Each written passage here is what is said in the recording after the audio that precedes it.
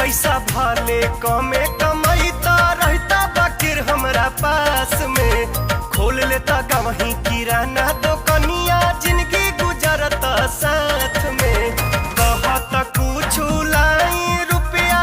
कहत कुछ लाई रुपया नैहर से हम अपना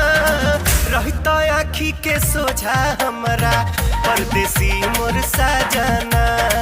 रहता आँखी के सोझा हमरा परदेसी मोर सजना नइखी मांगत साया साड़ी नइखी मांगत कंगना नइखी मांगत साया साड़ी नइखी मांगत कंगना रहता आँखी के सोझा हमरा परदेसी मोर सजना।